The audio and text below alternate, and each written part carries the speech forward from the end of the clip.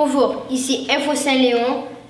Nous allons vous parler du problème que posent les enfants qui passent trop de temps devant leur écran. Ici Chedi. Bonjour. Ici Abbas. Salut. Et moi Kael. Donc, regarder un écran plus que 3 heures par jour peut endommager la vue d'un enfant. Malheureusement, les enfants de nos jours passent trop de temps devant leur écran. Ils regardent constamment leur appareil. Aujourd'hui, lire un livre est même devenu ennuyeux pour la majorité des lecteurs. Maintenant, on peut trouver des livres sur Internet plus comme avant. iBook, à cause de iBook, Apple a réduit 20% des lecteurs au Québec. De nos jours, la majorité des livres sont traduits aux films ou séries.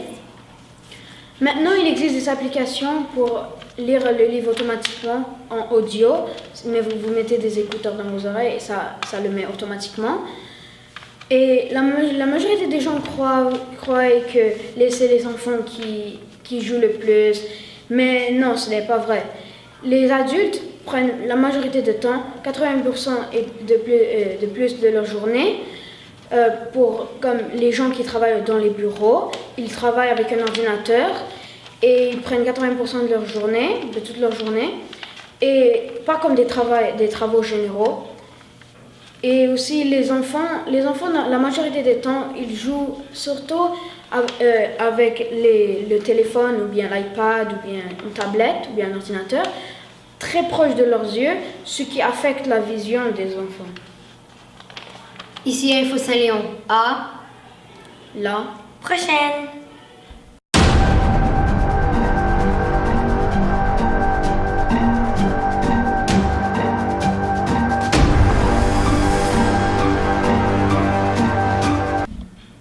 Bonjour, je m'appelle Evelyne et ici il est avec nous Roxane et Lina, des élèves de 6e année de l'école Saint-Léon de Westmount. Aujourd'hui, on va vous parler du trou noir. Alors, qu'est-ce que c'est qu'un trou noir? Vous connaissez sûrement la Terre, la Lune, le Soleil et tous ces autres corps célestes. Mais savez-vous que dans notre univers, à part les planètes, il y a aussi quelque chose qu'on appelle des trous noirs, des objets mystérieux qui ne laissent rien échapper. Même la lumière ne s'y échappe pas. Raison pour laquelle on les appelle trous noirs. Le terme trou noir a été inventé par le physicien américain John Wheeler en 1967.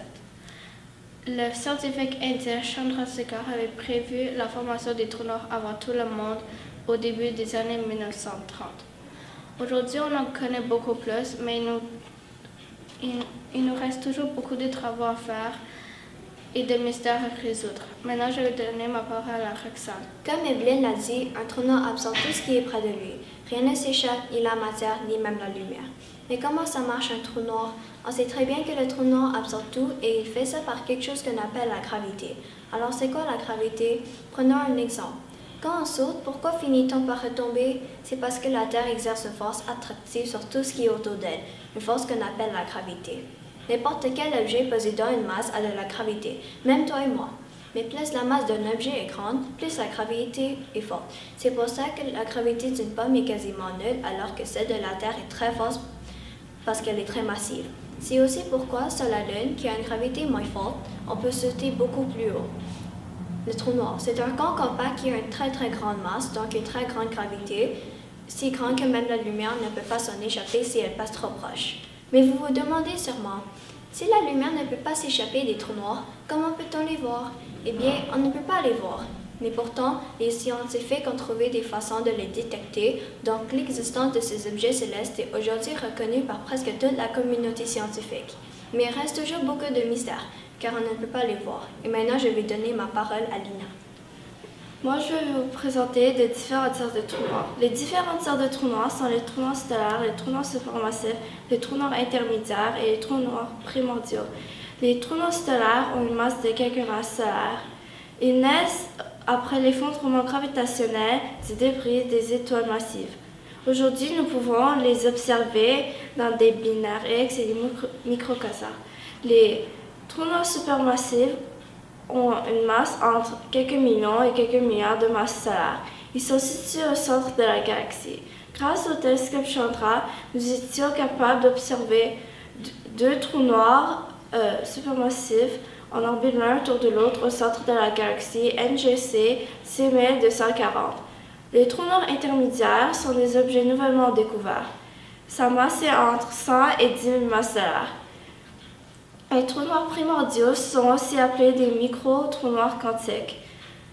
Dans le futur, il sera possible de créer des trous noirs minuscules ressemblants en laboratoire.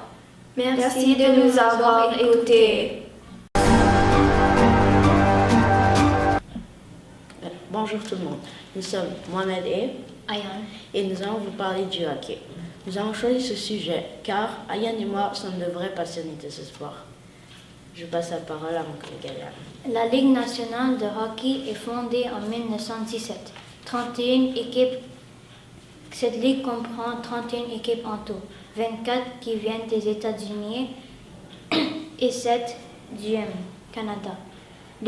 Cette année, une nouvelle équipe vient qui sont les Vegas Golden Knights. Les Canadiens de Montréal. Les Canadiens de Montréal sont l'équipe locale ici. Et c'est l'équipe qui a gagné le plus de Coupes Stanley dans l'histoire. Ils en ont gagné 24. Cette saison, ça va plus ou moins bien.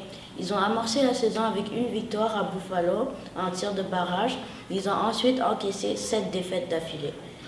Donc on peut dire qu'en ce moment, ils font partie des pires équipes, mais je pense qu'ils pourront se rattraper. Il reste quand même une bonne soixantaine de matchs. Je passe la parole à Aya.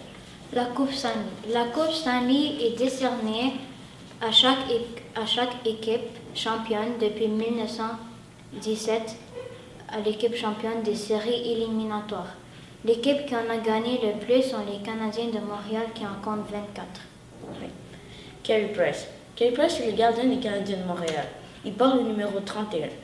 Et il a toujours été considéré comme le meilleur gardien de la Ligue nationale, mais cette année, ça va plus ou moins bien pour lui.